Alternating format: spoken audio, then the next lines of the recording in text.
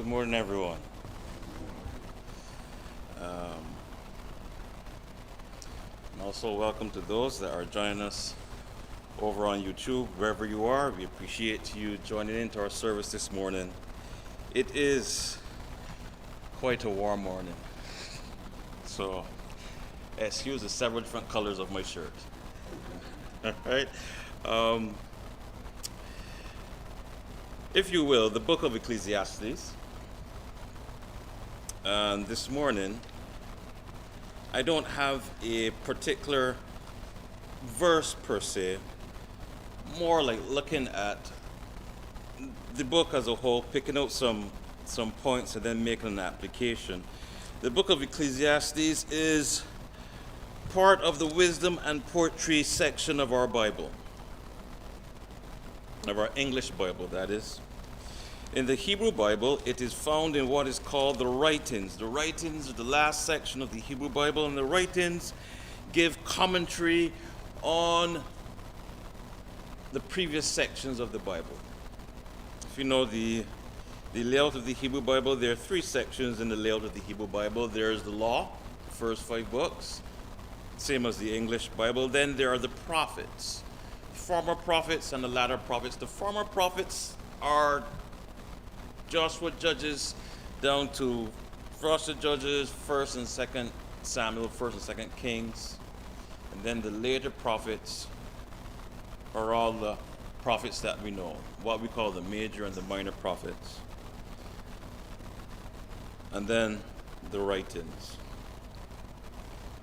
So how that Bible operates is that there's a law, and then everything written in the prophets details exactly how the nation of Israel lived and related in reaction to what was written in the law. And then the latter books, starting with Ruth, going on downwards, will then give a commentary on all the events that have happened to the nation of Israel through different various genres, whether they be narrative, whether it be wisdom, whether it be poetry. All of those books, Psalms, Proverbs, Ecclesiastes, Ruth, Esther, all of these things give a measure of commentary. The interesting thing about the book of Ecclesiastes is that it is not quoted in the New Testament. It is the closest allusions to the book of Ecclesiastes are found in Romans chapter 8, verse 20. When Paul says that the creation was subject to vanity. And then in James chapter 4, verse 13, when it says, what is your life? It is even as a puff of smoke. Ecclesiastes is the book of wisdom. Wisdom and observation. Chapter 12 and verse 11 says that the words of the wise are like pointed sticks, or the translation there is goads. Goads are things that shepherds would use to poke the animals in the direction they want them to go. And the idea of words of wisdom, the idea of wisdom is just like that. It's not to give us the correct answer. Rather, it is to provide the reader with the ability to live wisely, the ability to find the answers on their own. You know, the old saying is that you give a man a fish, he eats for one day, but if you're able to teach him a fish, teach him 2 fish, he will never go hungry. That's the idea of words of wisdom. They don't give you the correct answer. What they do is give you the ability to get the correct answer.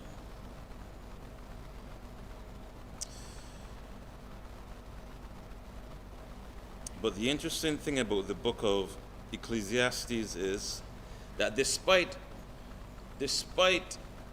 the words of wisdom found in this book, you will notice, if you read through it, the book gives us more questions than answers.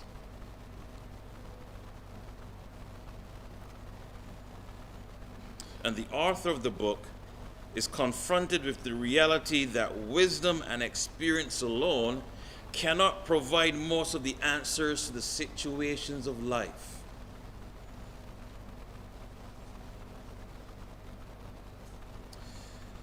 Wisdom, as I said just now, is to help in the development of the skill of living. And what I mean by the skill of living, you've heard me say this already, but the skill of living according to God's law, according to God's order, the way that God has designed for us to live. However, this can only happen if the reader can accurately understand and accept the reality of life under the sun. Now that might seem very straightforward and simple, but think about it for a second, because sometimes the true tragedy of the majority of us, believers especially, is that we are unwilling at times to accept things as they really are. And what I mean by that is that because we create a lot of cliches and a lot of nice sayings to try to, I don't want to say make us feel good, but try to make sense of situations that tend to take away the harshness of the reality. And those sayings and those little, words of wisdom tend to get passed down from generation to generation, and they tend to become our new reality, when they're not.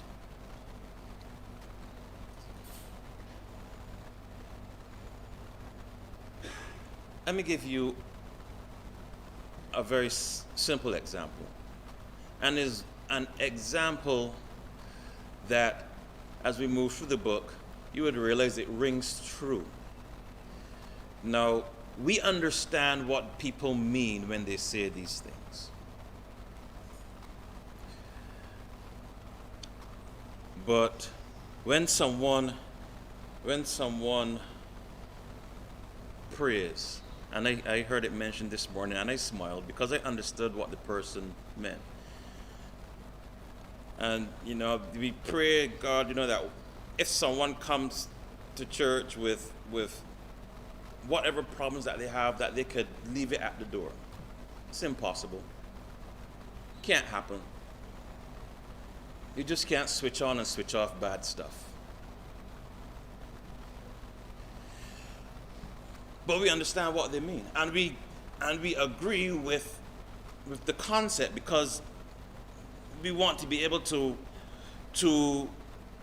zone in solely on what is going on here. It's not the reality of life. You can't switch on and switch off stuff. That stuff continues to rattle around in our brain. And there's so many other things like that we have started to adopt it, and we use, and we understand what each other says, and we understand what they mean, and we agree with the sentiment and all of that. The reality is, though, that a lot of those things that we say, it's just not true. Can't be done.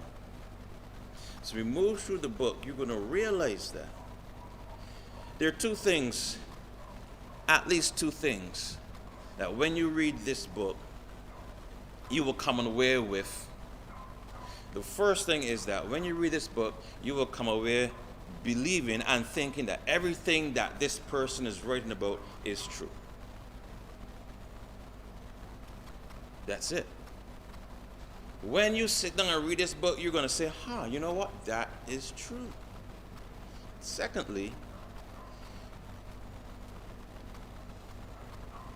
most possibly, when you get up from reading this book, you might not feel good. This is not a happy book to read. This is not one of those books that you read if you're feeling down. If you're feeling down, if you're feeling a little bit under the weather, do not pick up this book. Not Ecclesiastes. Possibility is you wouldn't feel better afterwards. You'd feel worse.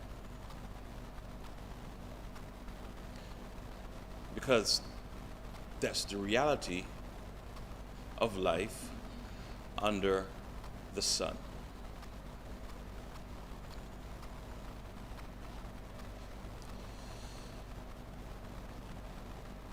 The author of the book forces the reader to confront his or her own futility and to consider whether life has any meaning, or even if meaning and purpose can be gained in this life.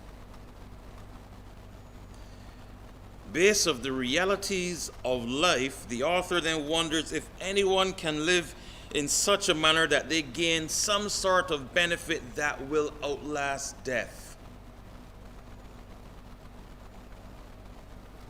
The author forces the reader to confront their own futility. Let me ask you a question. Looking out over the congregation, many of you are retired after working your whole life. For what?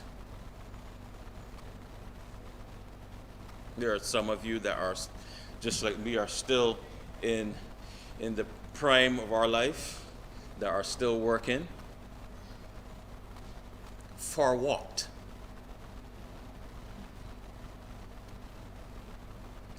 I'm looking around. I see one person here who's at school, who will continue to be in school, getting ready for a life of work. For what? And I want you to consider that question. For what?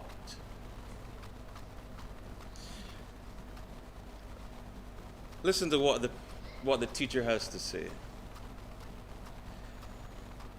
Vanity of vanities, saith the preacher, is Ecclesiastes chapter 1, from verse 2.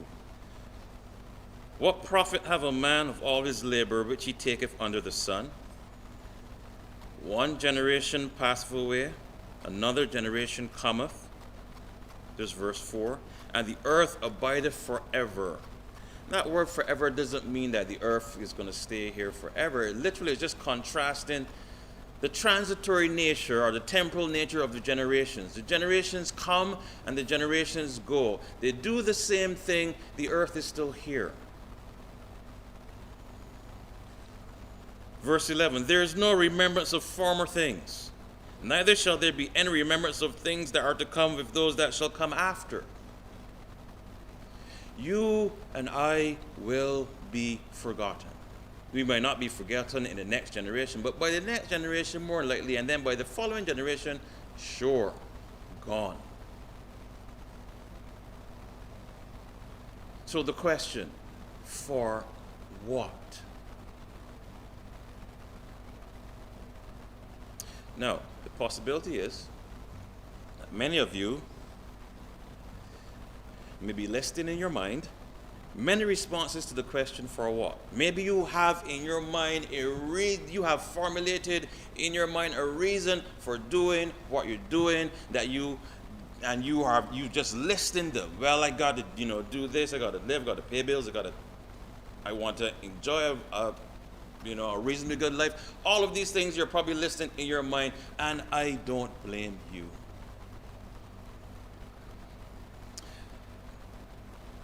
And the reason we do that is because we instinctively do not want to believe that everything that we've worked for was in vain. We do not want to believe that the 40-odd years, 35-odd years of work dealing with bad bosses and terrible workers, unmanly customers, bad working conditions, low paycheck, high wages, spending hours and hours in traffic on the road, in a hot car. We do not want to believe that all of that will be for nothing.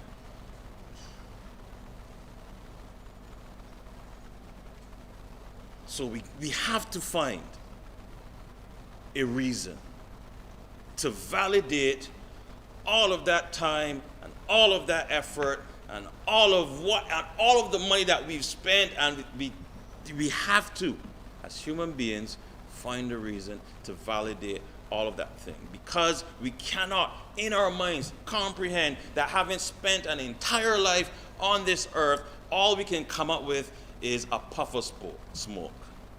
We cannot conceive that there was nothing gained. And that is the essence of the word profit. When we read, when the writer says that what profit have a man, that word profit means at its root remaining or left over. So the idea of profit in business is that after you have paid all of your expenses, you have something left over as a remainder. We call it a profit. And it becomes exceedingly hard for us to believe or to imagine that having spent our entire lives climbing the greasy pole or running around the Ferris wheel of this rat race, that there is nothing left over after all of our efforts that we can say, this is what I gained. And the author is going to squarely look at us in the face and says, you know what? There is no gain. He causes us to confront the reality that there is no gain from all of our labors under the sun. And that is not something that any one of us wants to hear. That is not something that any one of us wants to confront. Because for us that are in the middle of our lives, the question is, well, what is the point? No, I'm not telling you to go work tomorrow and quit and tell your boss that the preacher says that this is a waste of time. That's not what I'm telling you to do. I'm not telling those in school to go to school and look out the window and don't pay attention because you heard the preacher says, well, this is all a waste of a time. No, don't do that either. What I'm trying to build up to is to get all of us to understand that this is what we have to wrestle with. This is the reality of life that we have to confront. This is the reality of life that we have to live under. A reality that we don't ever want to think about because it's not easy. Because the possibility is that there is no answer. Remember what I said? This book, you read through it, it will take about 15 minutes at the most. If you just read through, I'm not talking about studying, no. If you just have a good English translation and you read through it, you are going to find out that there are many things that the author asks and he does not find the answer for them. Or either he does not find it or he does not tell us. But he leaves us to confront these issues. And so we must confront these issues. For what? If I had to have a title of a sermon, that will be the title. For what? A search for the meaning of life under the sun.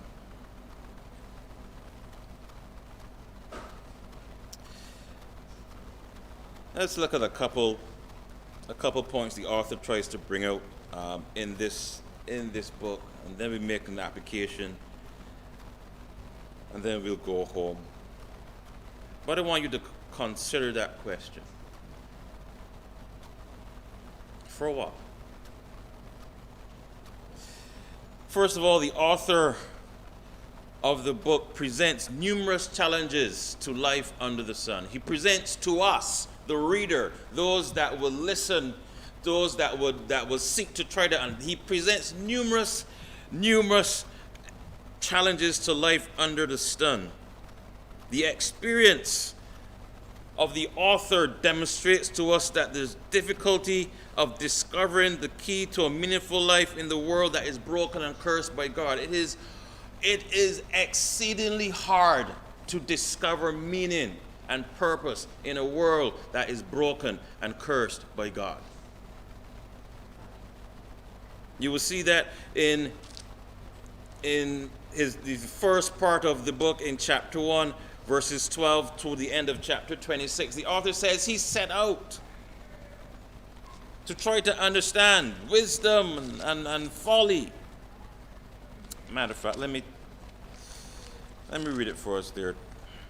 Verse 12, the preacher was king over Israel and Jerusalem. I gave my heart to seek and to search out by wisdom concerning all things that are done under the heavens. Notice what he says, this sore travail have God given to the sons of men to exercise therewith.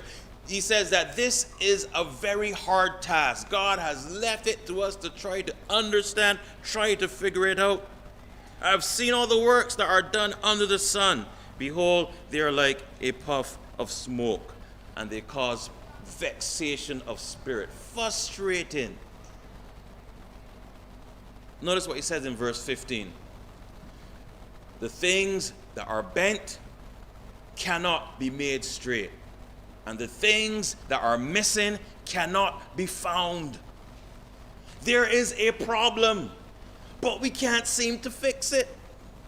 And no matter how hard we try, no matter what schemes that we try to put, we just can't fix it. We just can't find the stuff that's missing. We can tell something's missing. We might not know what it is, but we can't find it anyway.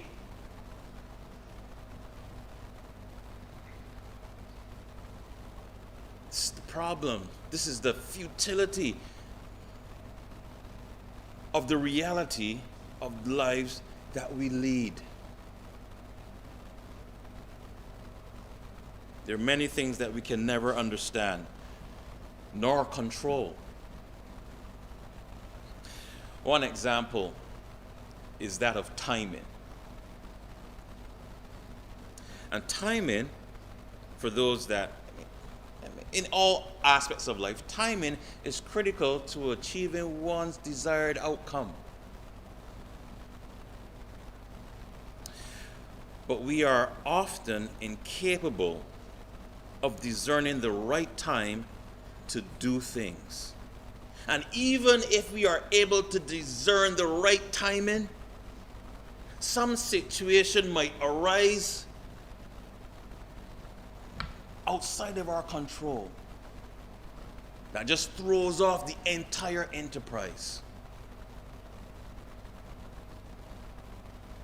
That's what chapter 3 is all about. You know that chapter? It starts off, there's a time to do this, there's a time to do that, there's a time to plant, there's a time to this, there's a time to build up, there's a time to break down, there's a time to die, there's a time to be born, there's a time to kill, there's a time to make a life. And the author is saying is that built into this life on earth, all of these things are already determined. There are already these times set in place, but quite often we just don't know when they are. And to make matters worse, and this goes back to the cycle of generations, we go to school, we learn, then we come out, we go into the workforce, and we hone our craft, and we build up our skills, and we sharpen our abilities, and we do all these things so that we are capable of achieving a desired outcome. And in many areas of life, we find out that many times what happens does not depend on our skill or our ability, but rather it happens because of external factors that are beyond our control. Look at chapter 9, verse 11 and 12. The author says, I returned, and I saw under the sun. Notice that the race is not for the swift. Now, and this is not about the hare and the tortoise race. No, this is not where the author is going. This is not, slow and steady wins the race. Nope, nope, nope, nope. This is not where he's going. He says, I've saw many times that a race is not for the swift, nor the battle to the strong, neither yet bread to the wise, nor yet riches to men of understanding, nor yet favor to men of skill. But notice what happened. He says, but time and chance happeneth to them all. It doesn't matter how much skill you've acquired. It doesn't matter how strong you are if you're going to fight a battle. In the end, if something happens, something happens. Do you know many times in sports, you know what many coaches will tell you? Because in sports, and sports has become such a science in that you have a certain amount of, you have a certain amount of time on the clock. And coaches have found a way, especially in things like basketball and American football, that they can count down to the second, the amount of possessions that they will have on the ball. And they try to maximize every single possession they have. They might have a certain amount in the game, and they down to the second, they count out how many plays they can call. You know what they can't control? The referees. Can't control the referees. So you know what the coaches say? At the end of a game, when something happens, better to be lucky than good. Because you can't control luck. You can plan for every single thing in your life. You can hone your skill. You can get better at your craft. You can plan and you can do every single thing that you can to reach your desired result.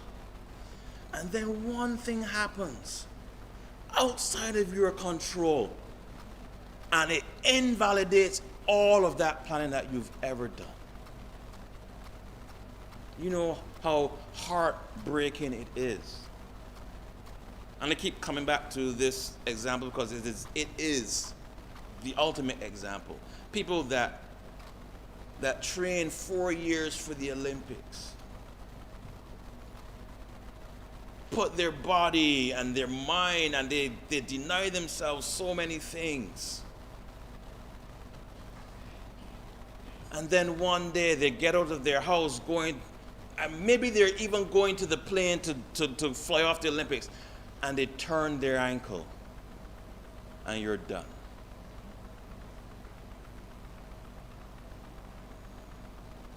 And you're done.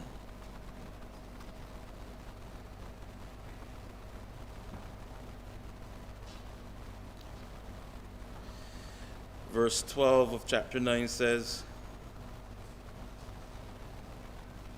for man also knoweth not his time. We just don't know. As the fishes that are taken in an evil net, and as the birds that are caught in the snare, so are the sons of men snared in an evil time. We just don't know. Time and chance happeneth to us all.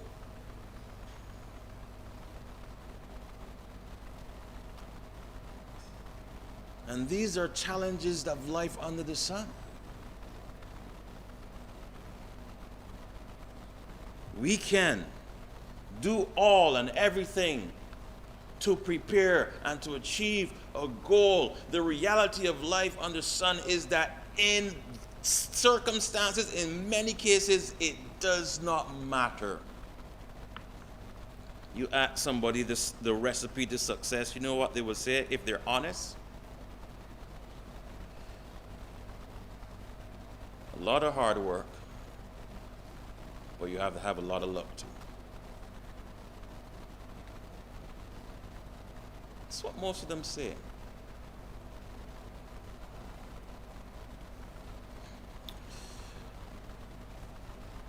Another point that the author brings out in this book is that he seeks to affirm God's mysterious providence in life under the sun. And we speak about providence all the time.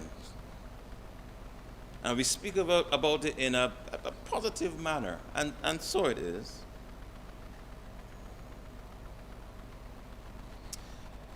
The preacher or the teacher affirms that God is the creator of all things, chapter 11, verse 5, and chapter 12, verse 1. And he affirms that the creator of all things whose purposes are unchanging. He says both the righteous and the wicked are in God's hands, since he is the sustainer of life. God causes things to work out the way they do. And many times we say amen to that, because that's a wonderful thing. Yet, in this book, the author does not indicate whether those things are beneficial or not. Many times we look back at a situation and we are able to see the good things that came out of that situation when initially we thought that it was just all messed up. But the same way, we can look back on a lot of situations where we cannot find any positive outcome at all.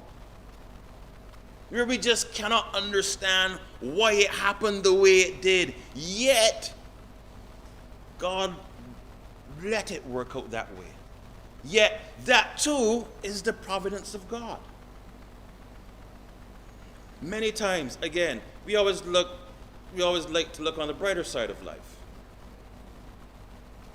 When we can see the good times, when we can see the good things, when we can look back and we can in our mind appreciate, yes, we went through some rough times because we can see the good now. But on the other hand, we just sort of block out the times when everything just went bad.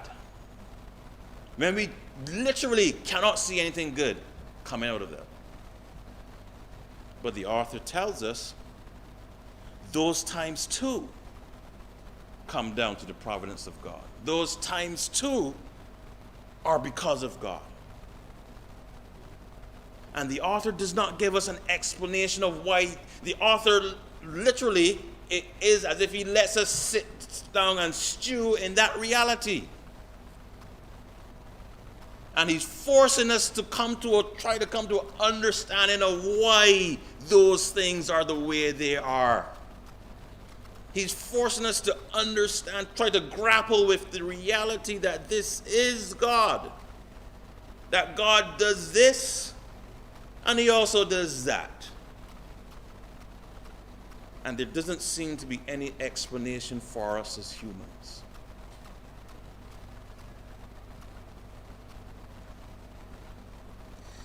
Life can be arbitrary and complex, and life can defy explanation. You can be the healthiest of people. You can eat right. You can eat all the salad that you want. You can stay away from fats, whether they are trans fats or in fats or out fats. You can stay away from fat people. No. You can do all of the things the doctors say to do, and then you go for your checkup thinking you feel healthy, and the doctor comes back and says, I see a mass. And you know what? The first thing that comes to your mind probably is, for what? Why did I do all of those things if I cannot guarantee that this will not happen to me? For what? You start to look back and you think, this is crazy. Life in a fallen world can be arbitrary. It can be complex. It can defy explanation. We're going to come back to that in conclusion. Thirdly, now let's look at some important lessons about living well under the sun. And we'll lock this up. Despite wisdom's limits, and the author asserts the importance of living wisely. Despite the fact that wisdom and experience cannot explain everything under the sun, he still puts forth the importance of living wisely and avoiding folly and madness. Wisdom will deliver us from the disasters of folly, he tells us. Specifically, in certain cases, the author speaks about the importance of being diligent. If you look at chapter 10, verses 8 to 9 and 11, he says, those that dig a pit may fall into it. Those that break down a wall might have a snake come out and bite you on the hand. Those that are laying a trap might fall into the trap themselves. He's telling you have to be diligent. If you are going to dig a pit, make sure that you know what you're doing so you don't fall into it. That's why today we have all of these seminars on health and safety. You know, you have, if you're going to a work site, you put a helmet on, you put on your high visibility vest so that you don't get run over, all sorts of things. This, be diligent.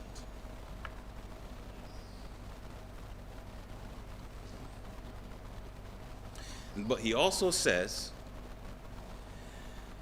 that one cannot wait for absolute guarantees before you make decisions. If you look at chapter 11, verse 1 to 6,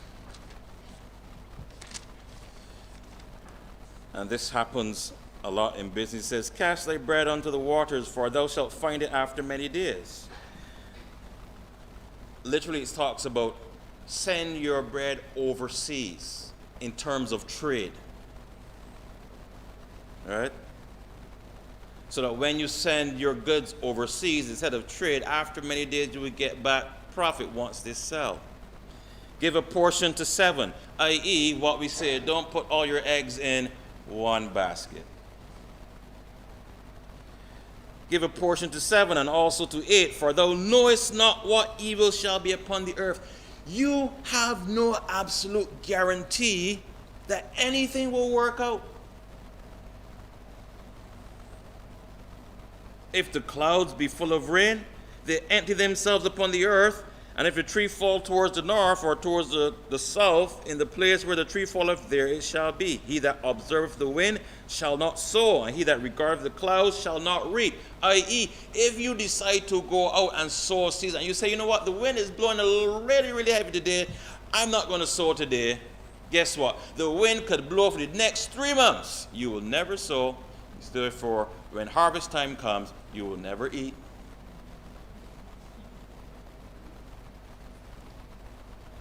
You and I cannot wait for ideal conditions to do anything because we have no idea. We have no guarantee that ideal conditions will ever come.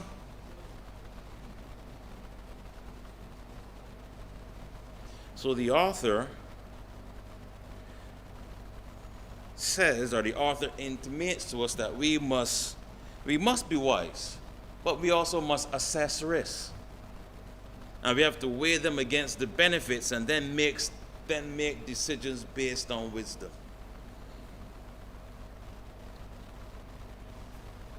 He also affirms that the value of having relationships and then the pitfalls of being so obsessed with money and power that one fails to garner those relationships, because his relationships are important. Relationships are things that help you through life.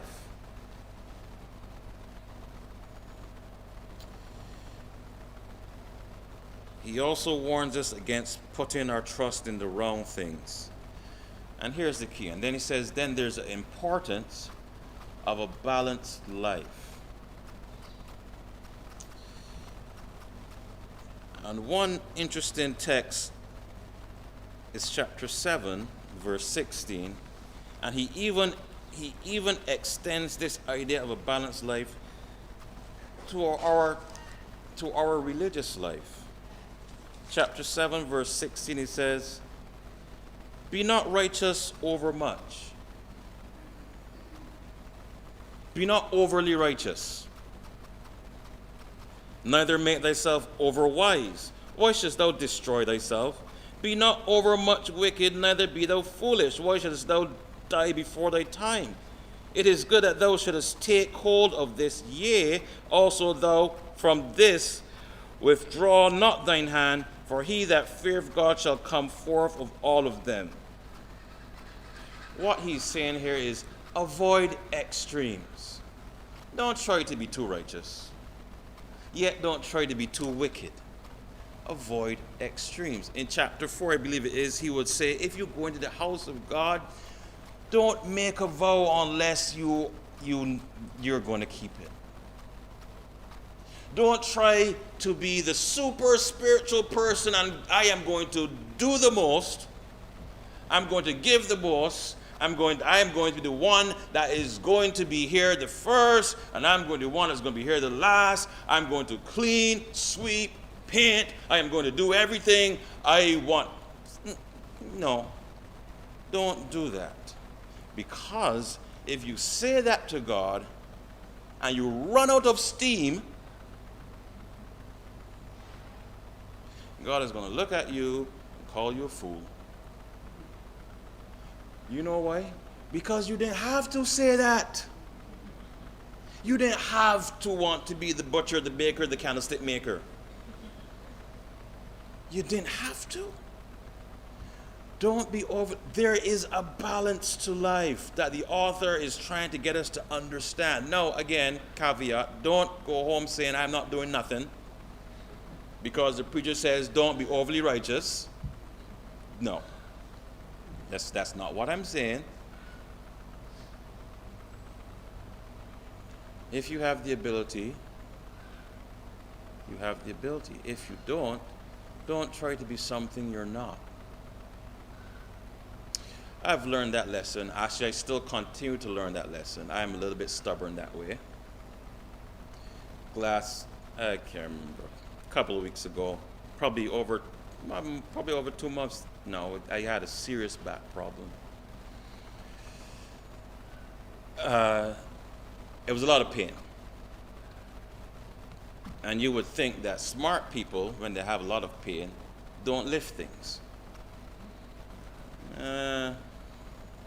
It was there, it had to be done. I lifted something. And as you could understand, it was the worst thing that you could have done.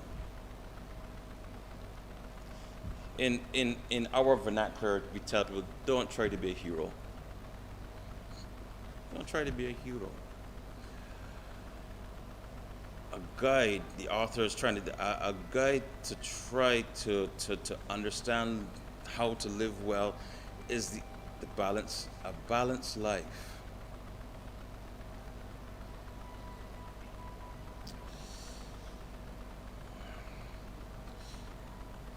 So finally, we talked about the numerous challenges of life under the sun. We talked about the mystery of God's providence in life under the sun. We talked about the lessons of living well under the sun. Now we're going to talk about the key to a meaningful life under the sun. After all of that, we started, and the question was, for what? For what? It's a search for meaning of life under the sun. And the author has pushed in our face the realities of our life. Certain realities that we do not like to contemplate, but he has pushed them in our face and is causing us to deal with them. Now, he is, at the end, he is going to give us one of the keys to a meaningful life under the sun. This is the one thing that everyone is searching for. And the sad thing about this is that if you read the text, the way that it is written, chapter 12, the way that it is written, everyone knows chapter 12, the end of chapter 11 going into chapter 12. When he said what? Remember now the creating days of a youth, while the evil days draw nigh. He goes through a litany of metaphors or similes for the entire body. When he says, when the reality is when it comes to the fact that your body is so broken, there is no joy of living.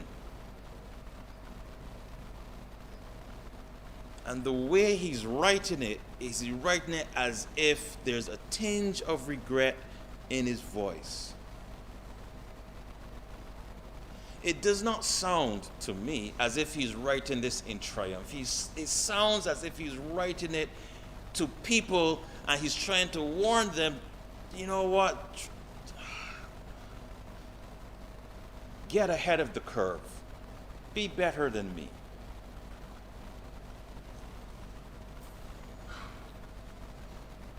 The teacher, he ends the book by saying he ends the book by the same way he started.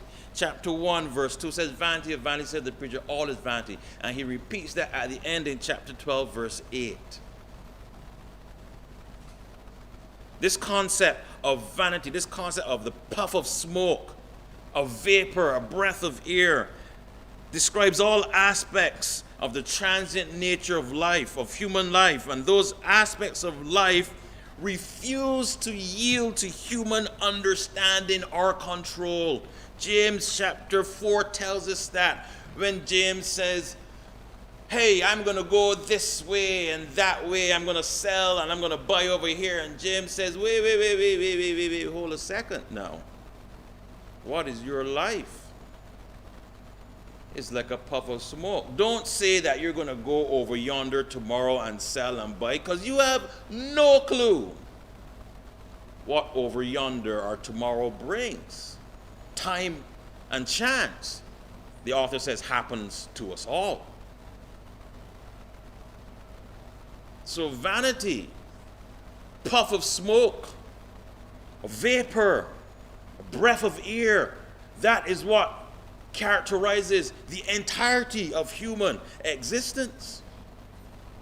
We can't understand it, and it does not yield to our control. We can't control it. Despite this, the author's advice for life, a life that is full of vanity, is to fear God and keep his words.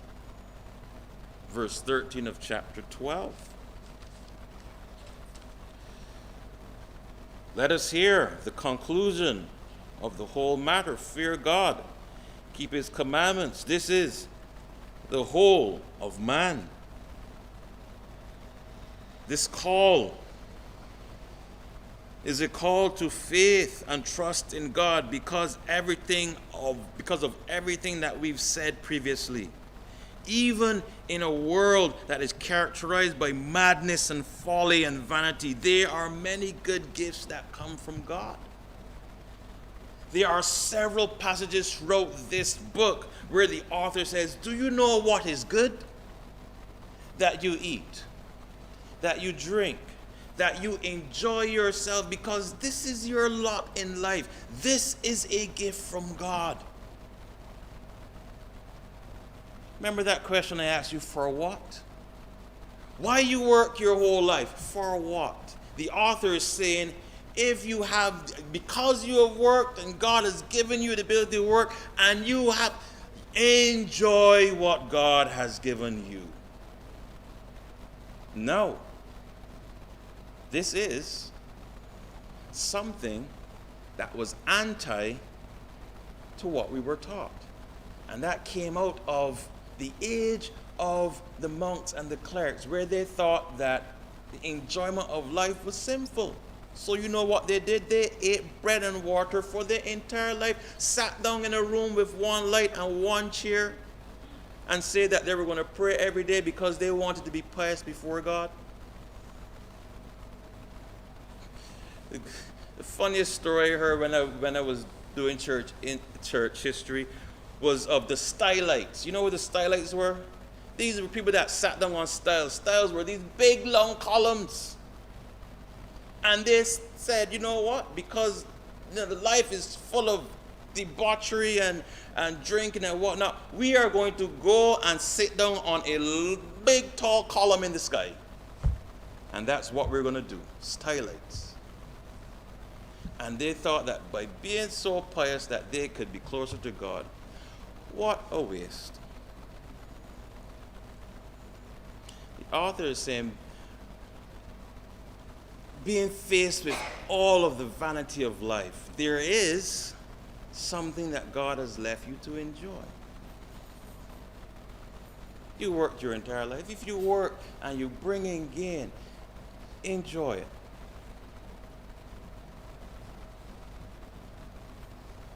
Enjoy it. Because this is a gift from God. What the author will say, though, is that be sure, because this present enjoyment is going to be matched up with future judgment. So he's saying, enjoy your life based upon what you know about the judgment that's going to come in the future. So don't go and live a life of debauchery, but enjoy your life. Again, remember he says, avoid extremes. Have a balanced life.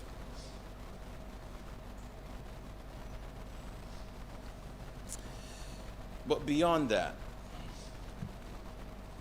and the interesting thing about that, all of that has a place, the idea of enjoying your life, because that is the lot that God has given you. All of that comes under a life of faith in the eyes of the author.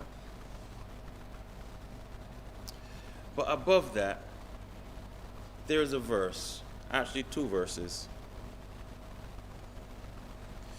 that this book boils down to. And we'll close with this. We talked about God's providence. God's providence is purposeful. It's purposeful in bringing people to a life of faith. Consider chapter 3 and verse 11. He hath made everything beautiful in his time. And also he hath set the world, or literally eternity, in their heart, so that no man can find out the work that God maketh from the beginning to an end. Now you might think that this is an oxymoron. This is irony. Why is it that God will put something in our hearts that causes us to search to understand him, knowing full well he has made it impossible for us to understand? Why would God do that? Look at chapter 7, verse 13. Consider the work of God, for who can make that straight which he hath made crooked? Consider the work of God. It is futile to try to understand. It is futile to try to fix stuff. If God has made it crooked, first of all, why would he make it crooked? And why would he make it so that we can't make it straight? And all of this comes from God. All of this comes from the providence of God. And God has put something in our lives that causes us to try to understand, yet at the same time, he makes it so that we can't understand. What on earth?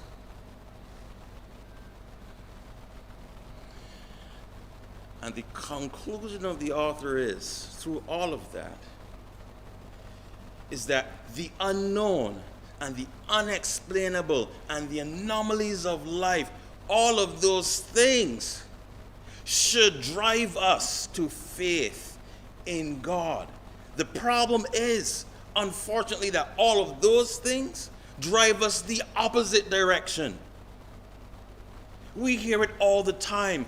If there is a loving God, why are these things happening? If there is a loving God of order and justice, why is there no judgment at the courts? Why does it seem to be a two-tier system of justice when the rich people get to go this way and the poor people get to go this way? Why is there no equity and equality in life? If there is a God of love, why are these things happening? And people take it, and the obvious conclusion for them is, well, obviously there's no God. Because if there was a God, these things wouldn't happen. Because they understand God so well. No, they don't. And in many cases, neither do we. Because we can't. And the providence of God has made it that way because it is to drive us to Him in faith, not in knowledge.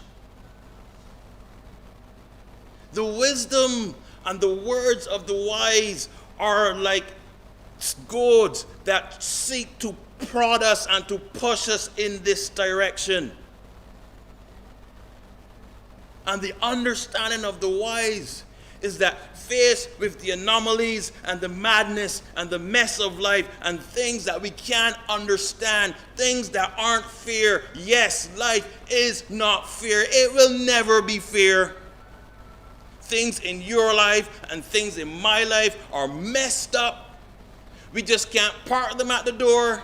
We just can't put them in a box. They are front and center all the time.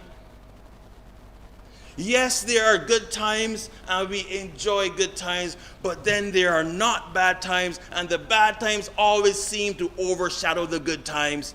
These are things that you know are true. I am not speaking in riddles. The author is not speaking in riddles. The author is seeking to force us to confront the reality of this life, and the only way to find meaning in a life that is messed up, in a world that is messed up, in a place where you work 40 years of your life in the worst situations, with the worst people, with the worst paycheck, is to understand that drives you to God in faith and trust. It's the only outlet. And you know what the amazing thing is about this book is that the author does not even answer the question. Because there is no answer to faith and trust. All we have, the entire duty of man, and I can't explain to you, because I can't even understand myself. Why? Why would God do it this way? Why, within the providence of God, will He cause someone to write a book like this? Why, in the providence of God, will He allow a world to continue to spin like this? Why, why? I do not know. I cannot tell. I don't. And that is the reality that we are all pressed with, because everyone in here has been touched by life.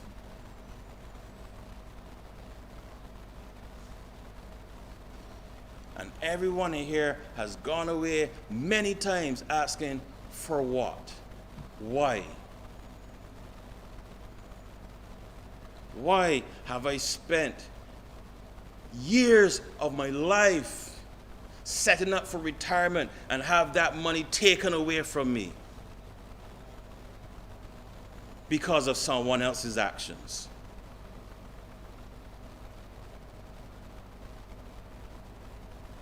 That is not a question I can answer.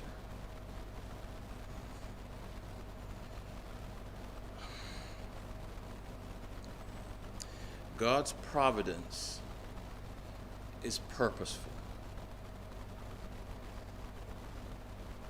He has put something in us that causes us to search. We will never understand. And He did that to cause us to turn to Him in faith. One example, I'm finished. Remember Job? Do you know that Job never got an answer from God? Job never understood why all of those things happened. He never got an explanation from God. No matter how many times he called, he said, I wish I could bring a lawsuit against God so that he could come and sit down and explain to me, and God never answered.